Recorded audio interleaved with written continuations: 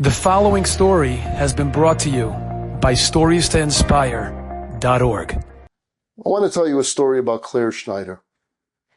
Claire Schneider was single for many years, and she started coming to terms with the reality that she would probably never get married and she would never mother a child. When her twin sister Adele lost her husband, Claire moved in with her to help her raise her son during those difficult times. But still there remained this deep void within her as she yearned to nurture a child of her own. So after much thought and contemplation, she decided that she was going to retire from work and she was going to foster a child. She was going to sign up to be a foster mom. But she didn't want a typical child. She specifically wanted to raise a child with disability or with special needs. That's what she wanted to do.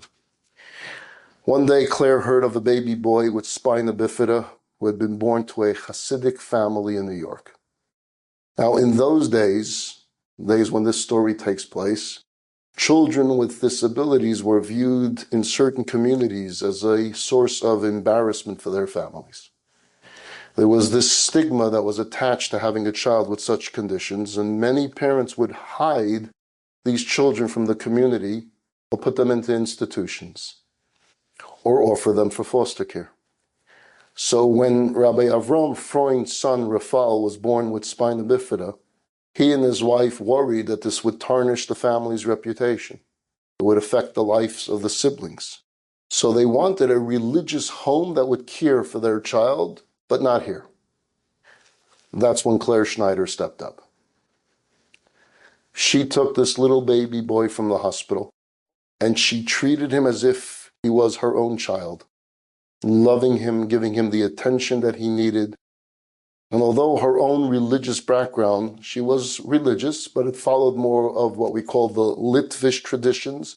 She was sensitive to the fact that the Freunds were more Hasidic, so she would check with the father, the kosher symbols, what hechsher do you like for your son? And when it came to the haircut, she waited for the 3 years. She made sure he had the payas like the rest of that family. Extremely sensitive to all. And she invited Rabbi Freund to be the first to snip his son's hair at the Upshana. She wanted there to be this family connection. Now, throughout those years, she lived in an apartment building. She lived on the 3rd floor.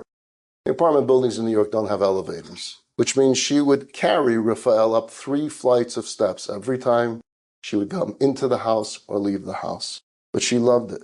She wasn't ashamed. She took him shopping. She took him wherever she went. She took him to all of his therapy appointments, to his doctor appointments.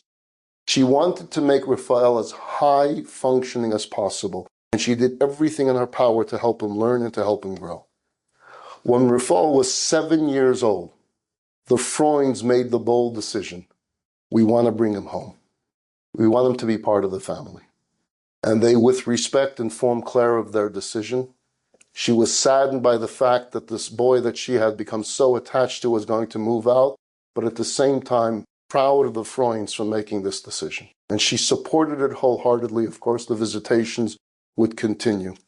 And Raphael lived with the Freunds until he passed away at the young age of 16 years old. Fast forward, when Claire Schneider passed away, we're now in June of 2013. Rabbi Avram Freund asked to speak at her funeral. And this is what he said. One would think that Claire Schneider left this world without any children. In reality, though, when she gets to heaven, she will realize that she has many children. Not just dozens, not just hundreds, but she has thousands of children.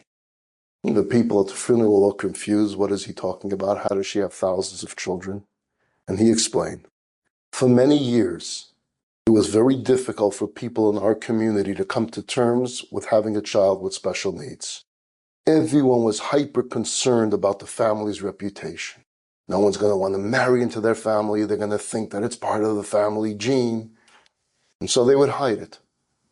When our Raphael was born, we were ashamed of his disability. But after Claire, not just shamelessly, but proudly, took our son wherever she went and loved him the way she did despite his disabilities, we felt the strength that we can do the same. So let me tell you all what happened. You know that when Raphael turned 7, we brought him back home. That was because we were inspired by Claire. Claire did that to us. She changed our way of thinking, but it goes well beyond that. The first Shabbos that Raphael was home with us, I kept my eye on the clock. The services in our huge synagogue starts at 9:30. I was always one of the first ones to the synagogue. Not that week. No. I waited. I waited till about 9:45. Why? I wanted the synagogue to be packed. I wanted everyone to be in their place.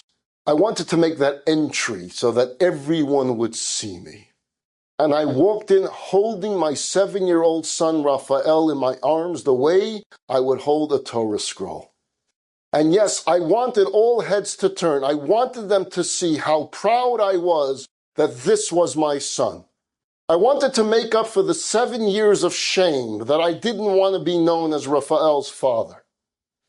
And so I walked slowly down the aisle of the shul, shaking my head Good Shabbos to everyone that was there, because I wanted them to see my son. I wanted them to see how proud I was of being his father, and that I would never, ever again feel the need to hide his existence. And you know what happened that first Shabbos? After davening was over, 20 kids would come over, and they asked, what's his name? And they would start playing with him and talking to him. Raphael loved it, and these kids loved him. And he became popular in the shul. You know what else happened? A week later, a friend of mine, whose wife had just given birth to a little girl with Down syndrome, told me that they were thinking about an institution to put their daughter in. But after seeing me with Raphael that Shabbos, they decided we're bringing her home. And in the weeks thereafter, and strange things kept on happening. Children we never knew existed started showing up in shul. Children that were in their homes for years, children with Down syndrome and autism and cerebral palsy. All these kids we never knew because they were hidden away for years. Suddenly their parents were willing to acknowledge the existence of these special children. And these children were brought out of the woodworks, and they became part of the community. And they answered Amen in shul, and they sang the way they wanted to sing, but they were part of it. And the community embraced it. And the community started making programs for children with special needs. Stigmatized? What stigmatized? These children became embraced and loved in the community. And I want everyone to know that all these changes that have happened here over the last decade were all because of one woman named Claire Schneider. She enabled us to come to terms with our son's disabilities, and she gave me the courage to bring him to shul, which served as the impetus for other families to do the same. And it goes beyond that. As these children, including my late son, were suddenly appearing on the scene, I realized that they too need a Jewish education. And yes, it would be hard for them to join a regular school. So what did I do? I retired from my job. I opened a new school called Sharei Chemla for children with disabilities, so that they have a school of their own catering to their needs. By now, hundreds of children have passed through the doors of this school, and it's all because of one woman named Claire Schneider. So she did not leave this world childless at all. All the children who have benefited and continue to benefit from all the programs that has now started in this community, and it spread its way from community to community to community, are all Claire's children. One woman, one child, one action in one community, and the world is changed. It's not merely poetic to say, save one life and you save a world. It's real. It's true. We affect one person, it affects another, and affects another. Enjoyed this story? Come again. Bring a friend. StoriesToInspire.org